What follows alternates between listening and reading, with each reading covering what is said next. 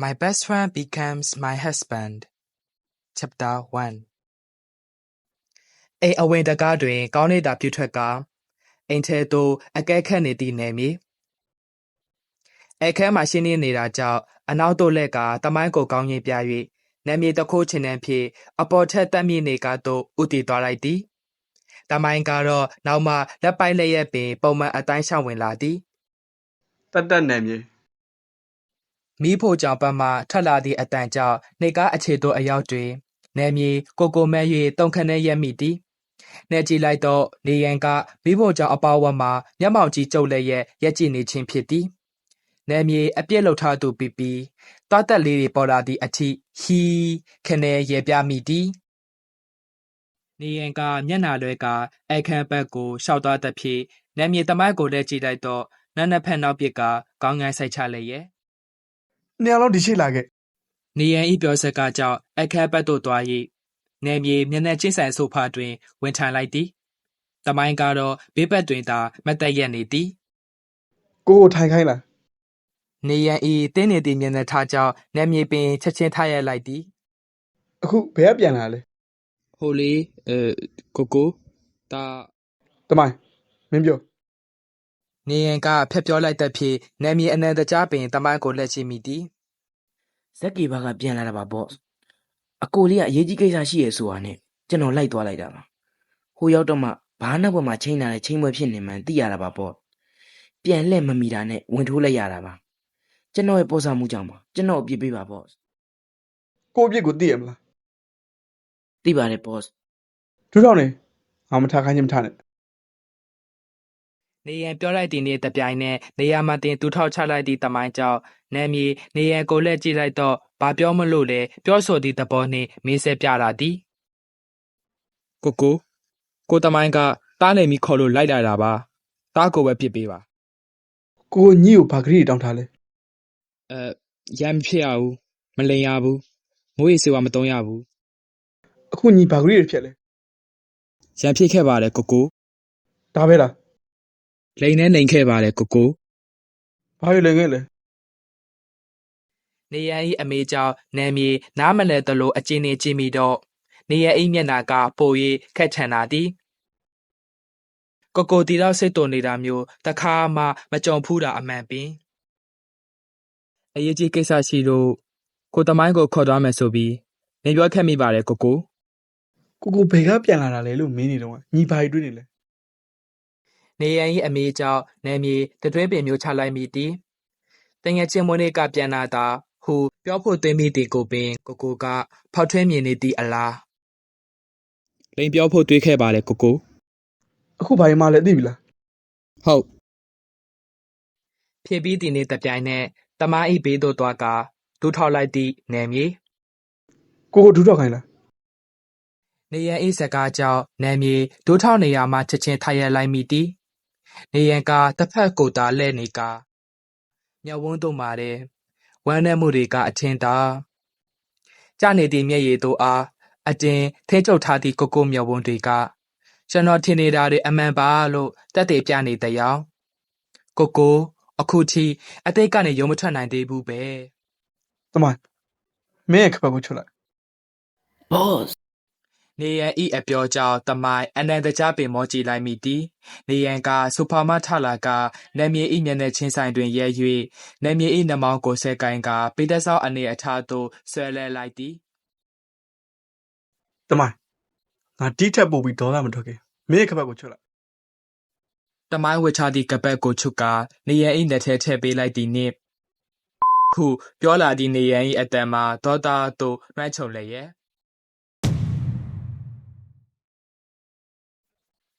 မတ်တပ်ပင်ရက်နိုင်စွမ်းမရှိတော့သည့်အထိနာကျင်နာသဖြင့်ရှေ့သို့ပြေးလဲကြသည့်အထိတမိုင်းတယောက်နမြေအထုပေးရန်ဒူးထောက်နေရာကထမီအပြုငါမထားခိုင်းခြင်းမထားနဲ့ဟူသောနေရန်၏စကားကိုပြန်ကြားရမိသောကြောင့်ငြိမ်ရစ်သာနေမိသည်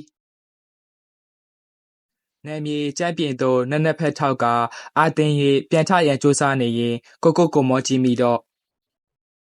ကငိုနေခဲ့တာကကျွန်တော်ကြောင့် ခြေတင်လုံးကနာကျင်မှုထက်ရစ်ဖက်ထဲကပိုရနာကျင်ရသည်ကိုမငိုပါနဲ့ဗျာတားတောင်းမှန်ပါတယ်နော်တားနောက်တစ်ခါမလုပ်တော့ဘူးတွေနော်မျက်ရည်တစမမကြသည့်နယ်မြေကနေရအိမျက်ရည်တို့အားမြင်လိုက်ရတော့ဒုထောင်နှစ်ရက်ပင်နေရအိသက်ကိုလန်းကာ၍မျက်ရည်တို့ပင်ပိုပိုပေါပေါကြကာတောင်းပန်တော်သည်တားမားပါလေကိုမငိုပါနဲ့နော်တားတကယ်ကိုတောင်းပန်ပါလေဗျာ ညီတို့ရံပြစ်ခဲ့တဲ့ပါကိုတငယ်ချင်းရပါသူဖုံးဆက်လာတော့ကလည်းကိုဘလောက်တောင်စိတ်ပူသွားလဲညီသိလားငဲ့တော့ငါလို့သာတခုခုဖြစ်သွားခဲ့ရင် တားနိုင်ပါပါမယ်နောက်တစ်ခါမစိုးတော့ဘူးဒီနော်ကိုနော် ခပန်းနဲ့ရိုက်တာတော့စိတ်မဆိုးပဲတနော်နော်နဲ့ကျွန်တော်ကိုချော်နေသည်ကောင်းလေးကအသက်23နှစ်အရွယ်ဘွေးရတဲ့ကျောင်းသားတစ်ယောက်ဆိုရင်ခင်ဗျားတို့ယုံမလားတမိုင်း ရ boss ညီကိုခနဲ့လိုက်ပို့လိုက်စေးပါတစ်ခါလေးလိမ့်ပေးခဲ့ ဟုတ်ကဲ့ boss တမိုင်ဒုထောင်နေရာမှာထကာဆွဲထုတ်ပေးပြီးသည့်အထိနာမည်တယောက်နေရန်ကိုမျက်နှာငယ်လေးနဲ့ကြည့်နေကကိုစိတ်ဆိုးပြေသွားပြီမလားဟင်နေရန်ကောင်းကိုအတာငိမ့်ပြမိတော့နာမည်ကသွားတက်လေးလေးပေါ်တာသည့်အထိရဲပြလာသည်နေရန်နာမည်ဤကောင်းကိုကိုင်ကာစပင်တို့အားအတာဖောက်၍တမိုင်းကိုခေါ်တော်တော့ဟူသည့်တပေါ်ဖြင့်မေးဆက်ပြလိုက်သည်ကိုရုံးမထက်နိုင်သည့်အတိတ်ကနေရတခုလွန်ခဲ့သော10နှစ်ကိုတားနေသည့်ကြားကမတိအောင်ခုထွက်သွားသည့်ကိုကြည်လာရေထိုနေ့ရံပွဲတွင်ခံရပြီးပွဲချင်းပြီးတည်ဆုံသွားသူတနည်းအားဖြင့်ကို၏ချစ်ရသူအနာဂတ်တတိုးသားလောင် ဟဲ့အောင်နဲမြေငါပြောနေရကြားလား laptop စကွယ်မှာထွက်ပေါ်လာသည့် DK အတန်းကြောင့်နာမည်၏အသေးတို့ပြတ်တောက်သွားရသည်ဟင်ဘာပြောလိုက်တာလဲ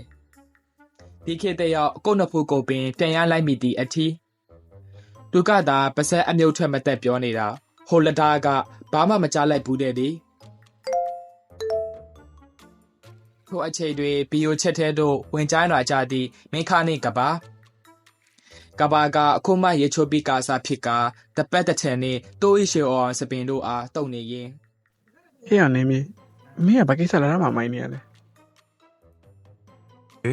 ဘာကွာငါနားကြများမှားတယ်လား ဂျိုင်းနာထဲကကိုပြော့နေသည့်မင်းခတကောင်က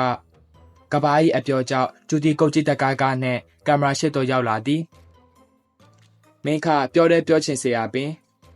သူတို့နေရောက်ပေါင်းလာသည်မှာအသက်ရှင်နေမှယခု23နှစ်တိုင်15နှစ်ရှိပြီဖြစ်သည်နယ်မြေဆိုသည့်ကောင်ကအမြဲပင်တက်ကြွနေတတ်သည့်ကောင်ဖြစ်သည်အခုတော့မှန်နေတာမျိုးကအတွေ့ရခဲ့သည်ဒီခေတ်မေးတီမှာအတော်ပေးချနေပြီဖြစ်ကာအခုမင်းခနဲ့ကပါရောက်လာပြီဖြစ်၍သူအားသက်တရောပင်စစ်ကိုခေါ်လိုက်သည် ကပါမင်းကောင်မေးသားမအောင်ကွာငါမေးနေရကြားပြီဘာမှမပြောဘူး နေမင်းမင်းအဆင်ပြေရလားဘာဖြစ်နေရလဲငါတို့ပြပြလေး ကဘာ၏အတန်မှာအစားကားနေမတူတော့ဘဲနူးညံ့ညင်တာနေသည်ထိုအခါမှာကြာရုပ်ဖြစ်နေသောနေမြေတယောက်အသက်ဝင်တာကဖြစ်ကြောင်းကုန်စင်ပြောပြတော့သည် ။ညနေရီဆေးခဲ့ပြီလား။ဒီတိုင်းမထားနဲ့အောင်တော့ရအောင်။အထက်ကရဲပြန်လာတဲ့တောင်း မင်းခတယောက်ဆရာဝန်တို့ပင်မပြောရတတိုးတိုးနေပင်မှာနေတော့သည်ထပ်ပြီးပါပြီကွာမင်းရတယ်ပို့တယ်ငါမိမကြီးကြာနေရပဲ ။မိမေကြီးရောမိမလား မင်းခကပေါက်ဆက်ထပြောတော့မှနေမြေတယောက်ပိုက်ကိုနှိတ်ကတဟာဟာနဲ့အော်ရတော့သည်ထိုအခါမှပင်ကြက်တော့ရမှာတဲ့တပြင်းအတာချကကောင်းတရရဲနှင့်ဖြစ်နေတော့သည်စောကတော့သူမဟုတ်တယ်လို့ပင် ။အကျူတီရှိတယ်ကွ။ဒါပဲနော်ရောင်နေ မင်းခတယောက်ပြောပြသည်နှင့်ချက်ချင်းပင်နိုင်ဆင်းသွားတော့သည် ငါလည်းဆင်းတော့မယ်ဆိုင်မှာပဲရှိသေးရဲ့မပြန်ရသေးဘူးနောက်ကျနေပြီအိမ်ပြန်တော့မယ် ဟာဟဲ့အောင်မင်းတို့တွေကလည်းငါဆိုပနစ်မဆိုတာကြီးပဲ မပလစ်ပါဘူးကွာဒီထက်နောက်ကျရင်အိမ်ကမာတာမိခင်ရပွားနေလိမ့်မယ်ဒါပဲကွာ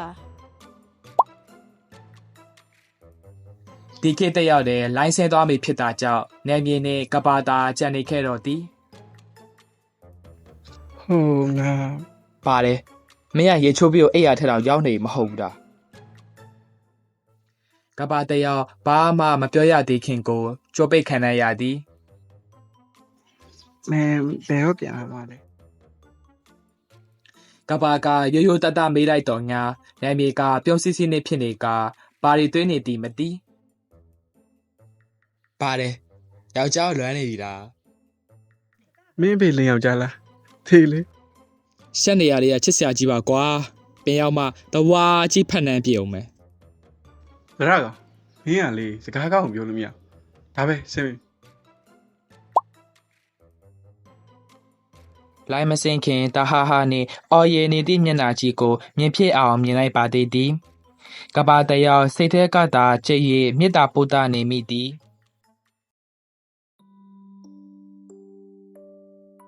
အဲ့ရဝေရန်ကြကြနနပြင်ဆင်ပြီးနောက်မင်းနဲ့ပိတ်ချိန်တွင်စပွဲပေါ်မှတပ်ပုံလေးအားအလိုလိုပင်ယူကြည့်မိသွားသည်သူတို့တငယ်ချင်းတွေရောက်ဆက်တန်းစာမေးပွဲမဖြေခင်တွင်ရိုက်ချသောပုံလေးဖြစ်သည်တယောက်ပခုံးတယောက်ဖက်ကရက်နေသည့်ဒီခင်းနှင့်မင်းခါ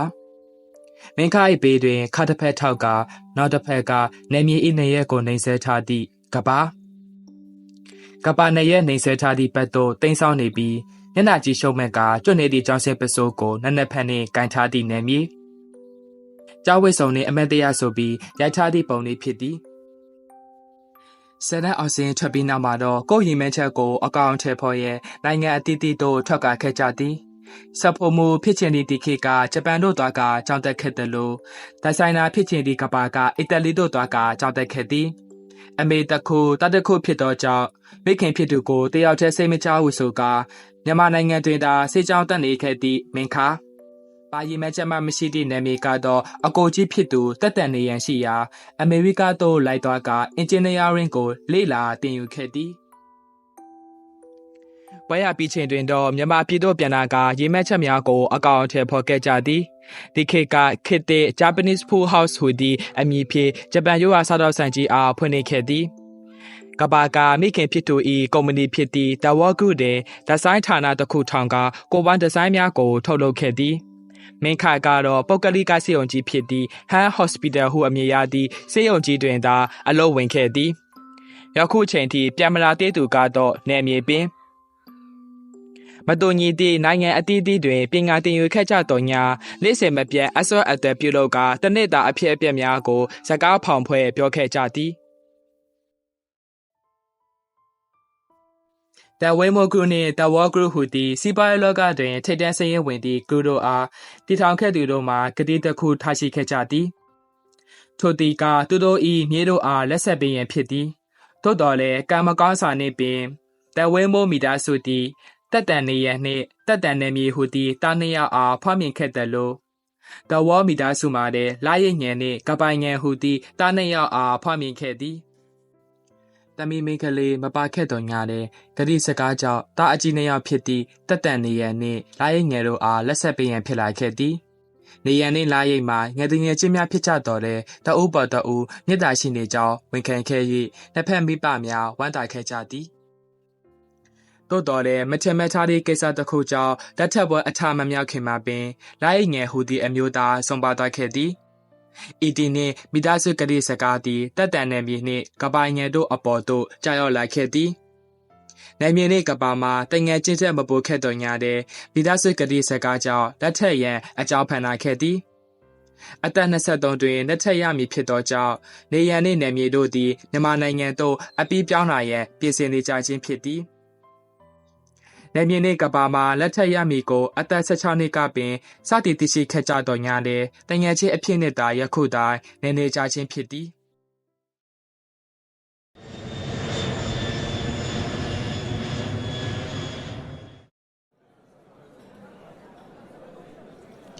အိမ်နောက်ဖက်တွေ့ရမည်ဖြစ်သောကြောင့်မလိုက်လာသူဒီခေတ်နှင့်မင်းတို့နှစ်ထပ်ပွဲကြရင်နားရက်ယူဖို့ယူသည်အစားကြိုဝေပေးနေသည်ဟုသောမင်းခကြောင့်လေးစိတ်တို့ကပါတယောက်ထဲထွက်လာခဲ့ရခြင်းဖြစ်သည်ရွှေရိုရောင်စပင်တွေကနှစ်ဖို့ထက်မှဝဲဖြာနေကနှစ်ထက်ကေဖြစ်သောကြောင့်ဘေးဘက်အနေငယ်ပါကတစ်တေးတသက်နှင့်ဖြူဖွေးနေသောအသားအရည်နှင့်ရွှေရိုရောင်စပင်တို့ကလိုက်ဖက်စွာရှက်အင်ဂျီအဖြူကိုရေပက်ချက်သည်နှနှုံဖြုတ်ထားကလက်တို့အားတထောင်စိတ်အထိတက်တက်ခောက်တင်ထားသည် ညီညိုရောက်အောက်ရှုစတိုင်ပင်ထဲသို့ရှဲအင်ဂျီဟာထပ်ဝစ်ထားသည့်မို့ခြေတန်ရှင်တို့ကပေါ်ရင်စွာပုပ္ပနအဖြူစီးထား၍ပေါင်းမီနှင့်ဖက်နှက်ကြားတွင်ကွာဟနေသည့်နေရာမှာပင်ဖြူဖွေးနေသည့်အသားအရည်ကပေါ်လွင်နေသည်ပေါင်းမီအိတ်ကက်ထဲလက်တစ်ဖက်ထက်ကကြံတစ်ဖက်မှနိုင်ကိုငုံကြည့်နေသည့်ကဘာအားမိန်းကလေးများတာမကယောက်ျားလေးများကပါညှိနေကြသည်နိုင်ကြည်တိုင်းခရီးသည်တွေထပ်လာမည့်နေရာကိုကြည်တိုင်းလုံနေသည့်ကဘာမှာအရက်ငါးပေ17လက်မှရှိ၍ခန္ဓာကိုယ်မှာလည်းပင်တီမဟုတ်အနေတော်လေးဖြစ်သည်ကောင်းဆိုဟူတီအဖြူရောင်အပွက်ကိုဝစ်စင်ထားကကျေးပမီတဘွားနဲ့ရောင်ကပုဖနနအဖြူဤတဝက်လောက်ကိုပင်ဖောက်အုပ်နေပြီဖြစ်သည်မဖြူမညိုအသားအရင်နှင့်နတ်မောင်နေသည့်စပင်ရှည်တွေကနားအောင်အထိရှင်နေပြီဖြစ်ကစပင်တဝက်သိမ်း၍အနောက်ဘက်တွင်စွကြည်ထားသောကြောင့်မမီနေသည့်စပင်အချို့ကနှစ်ဖူးပေါ်တွင်ဟိုတဆဒီတဆနှင့်အရက်အမောင်းမှာ6ပေအတိရှိပြီးကြီးမာကျက်ပြန့်နှုံးသည့်ရင်အုပ်ကြဲကြဲနှင့်တောက်တောက်ဖြောက်ဖြောက်ခနာကိုကိုပိုင်ဆိုင်ထားသည့်နာမည်တစ်ယောက်လူကြားထဲမှာသူ့ကိုလက်ပြနေသည့်အဖြူရောင်လေးကိုမြင်သည့်နေ့နောက်ကလိုက်ကစ်နယ်ကုံဆွဲတာသည့်မိသည့်ကိုပေမဆောင်အပြေးတွားကဖတ်မိသည်နေမြေကရုတ်တရက်ပြစ်ဖက်လာသောကြောင့်ကဘာအရှိန်မထိန်နိုင်ပဲနောက်သို့နှစ်နှဲနောက်ပင်ဆုတ်သွားရသည့်အထီးအရက်အမောင်းမှာမသိမရင်ဖြစ်တော်ညတဲ့နေမြေဤကြီးမားနှွန်းသောခန္ဓာကိုယ်ကြောင့်ကဘာဤကိုလေးမှာပျောက်လို့နေပင်အာချီနေဖြင်းငိတ်ကဖတ်ထားသောကြောင့်ကဘာတယောက်အသက်ပင်ဝဝမရှူနိုင်တော့ ဟဲ့အောင်နေမြေမင်းငါ့ကိုအတိတ်တက်နေရ ဟာလွမ်းတော့ပါကွာပြောရင်းနေပိုရစ်တို့ဖက်လာတော့ကြောင့်ကဘာနမြေကြီးကြောကိုတပုတ်ပုံနဲ့ထုရိုက်က လာရကငါအသက်ရှင်လို့မရတော့ဘူးကွာ ကဘာပြောလိုက်တော့မှလွတ်ပေးလာကမလွတ်ခင်တစ်ချက်ဖြင်းညင်းလိုက်သေးသည်အီကဘာတကိုလိုကပေါက်ခံလဲရတဲ့လို့ပင်နာကျင်နေ၍အသက်ကိုယ်တည်းမနှဲနှူးရှူနေရသည့်အထီးထိုဒီကိုရှေကတတောက်သားကပျော့ပြုံးကြည့်နေရက်ကြည့်နေသည်မတွေ့ရသည့်ခုနှစ်နှစ်အတွင်းမှာကြီးလာလိုက်တဲ့ခန္ဓာကိုယ်အားကလည်းနဲတဲ့အားမဟုတ်ဖက်ရင်းနဲ့တော့တကိုယ်လုံးကျိုးချစ်သွားသည့်အထီးချိုးနိုင်လောက်သည်ဟီမင်းကဖက်လို့ကောင်းတာဟုတ်ကွဖြူဖြူလုံးလုံးနွန်းနွန်းညံ့ညံ့သည်ကဘာတရားမျက်စောင်းတစ်ချက်သာပစ်ချိုးပေးလိုက်သည် ကွင်းနေရကောက်လို့ပေးထားရပြောတယ်ငါကမ်ပဏီကိုပြန်သွားရမှာနှစ်ပြန်စနာမှာဆိုတော့လက်ဆက်တက်တရားလေးရှိသေးလို့ ဟာ ဟာမနေနဲ့လာသွားမယ်ငါမီတင်ရှိသေးတယ် ပြောရည်နှင့်လက်ထက်သွားသူကြောင့်နယ်မြေပေးသို့အမြန်သွားကပခုံးကိုဆွဲဖက်လိုက်သည်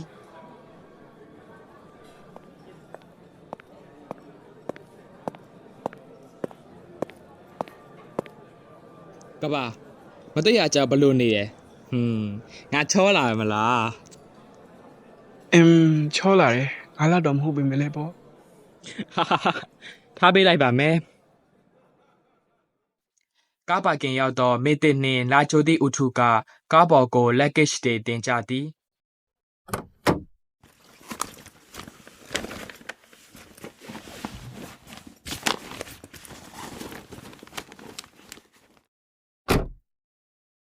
မနေ့ပြန်မင်းပစ္စည်းတွေငါအိမ်ရှိမှာမလား မနေ့ပြန်မှတွေ့မယ် ဟုတ်ကဲ့ပါမိမနေမြေဤစကားကြောင့်ကပါခတ်တိုးတိုးဆဲကနှံ့ကန်တော့နေမြေကားရှိရာသို့တန်းနေပြေတော့သည်ကပါအနောက်တွင်ရက်နေသည့်ကားပေါ်သို့တက်ကကုမ္ပဏီကိုပြန်၍မောင်းနေလိုက်သည်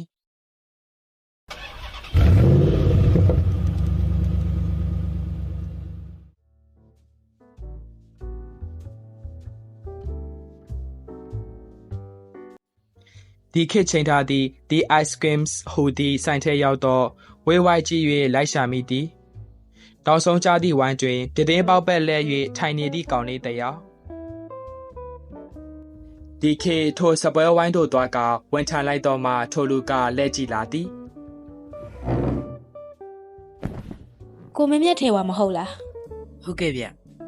ကျွန်တော်ဒီခေတ်လူပါ ဟုတ်ကဲ့တွေ့ရတာဝမ်းသာပါတယ် ကျွန်တော်လည်းထပ်တူပါပဲ ညီကပုံထဲမှာတည်းအပြင်မှာပိုချစ်ဖို့ကောင်းတာပဲ ကိုမင်းမြတ်လည်းတူတူပါပဲအပြင်မှာပိုချောတယ် ဟ ဟုတ်ပါဗျာဘာစားမလဲ မင်းမြက်ကပြောရင်ဖြင့်ဆိုင်ဝင်ထမ်းမလေးကိုနှမ်းခေါ်ပေးသည် ချောကလက်ရေခဲမှုတပွဲပေးပါဗျ ဟုတ်ကဲ့ပါရှင် ဆိုင်ဝင်ထမ်းမလေးထွက်သွားတော့မှဒီခေတ်မင်းမြက်ကိုကြည့်ကအောင်နှခမ်းကိုတစ်ချက်ဖိက၍ ဟိုလေ ဟုတ်ကဲ့ပြောပါ ကျွန်တော်မှလေချစ်ရမယ့်သူရှိရဲ့ဗျအဲ့ဒါ ကိုသဘောပေါက်တယ်နီကိုမှလည်းချစ်ရမယ်လို့ရှိတယ် မင်းမြက်၏စကားကြောင့်ဒီခေတ်၏မျက်လုံးမှာအယောင်တောက်ပလာက အဲ့ဒါဆိုရင်လေဒီလက်ထပ်ပွဲကိုဖျက်သိမ်းလို့ရမလား ကိုလည်းဒီလိုပဲလုပ်ချင်တယ်ကိုယ့်ရင်ကိုပြန်မြဲဖို့ကတယောက်တည်းမဖြစ်လို့ညီကိုနဲ့ဘုရားမေးလို့ရမလား ဒီခေတ်ကပြောရင်ဖြင့်လက်ကမ်းလာတဲ့ဖြင့်မင်းမြက်ရဲ့ကလက်ကိုနှမ်းကန်လိုက်တော့ဒီခေတ်ကလက်ကိုဆွဲငင်၍ခါရန်ကအတိအမတ်ပြုသည်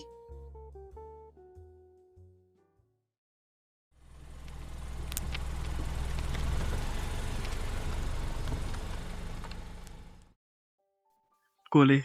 ရောက်ပြီဗျ နန်းမြေတန်လန်းလုံးအိတ်လိုက်လာတာကြောင့်အိမ်ရောက်ဒီကိုပင်မသိမင်းတေပြရိုက်တော်မှာကောင်းတစ်ချက်ငိပြကကောက်ဘော်ကဆင်းပြီးပတ်ဝန်းကျင်ကိုအကဲခတ်မိသည်ခုနှစ်နှစ်ရှိပြီဖြစ်သည်ချွတ်ချွေချွတ်ချူပြောင်းလဲသွားခြင်းမရှိခြံထဲကအပင်တွေကြီးလာတာကလွဲရင်ပေါ့ ဟင် နယ်မြေခြံထဲကိုလိုက်ပက်ကြည့်နေတော့မှပင်အနားရောက်လာသည့်နေရန်ကိုလွမ်းနေတာနယ်မြေပြောရင်ဖြင့်နေရန်၏ရင်ဖွဲ့ထဲသို့ပြေးဝင်ကပွတ်ဖက်လိုက်သည် The Rainbow Group အားယာယီဥက္ကဋ္ဌမှအုပ်ချုပ်နေခြင်းဖြစ်ရာ Group အားပြန်နယ်လက်ရွဲယူရန်နှင့်လက်ထပ်ပွဲစီစဉ်ရန်အတွက်ရှေးလာကပင်နေရန်နှင့်တမိုင်းတို့မြန်မာပြည်ကိုပြန်နေကြတာဖြစ်သည် USC The Rainbow ခန္ဓာဖွဲ့မှအလုပ်တို့အားလက်စားသက်ရန်နယ်မြေနှင့်နေရန်၏အတွင်းရေးမှုဖြစ်သူမစ်တဲ့တို့သာကြံနေခဲ့ခြင်းဖြစ်သည်မိဘတွေမရှိတော့သည်မို့အသက်28နှစ်သာရှိသေးသည့်နေရန်က The Rainbow မိသားစု၏အိမ်တော်ဦးစီးတစ်ယောက်ဖြစ်နေခဲ့သည်မှာနည်းနည်းပင်ရှိပြီဖြစ်သည်နေမြေ၏အပေါ်တွင်အကိုကြီးအဖရာဟူသည့်စကားတိုင်းအကိုလိုတစ်မျိုးအဖေလိုတစ်မျိုးပြုစုဆောက်ရှောက်ခဲ့ရတာကြောင့်နေရန်နှင့်နယ်မြေမှာတခြားသောညီအကိုတွေထက်ပို၍ရင်းနှီးကြခြင်းဖြစ်သည်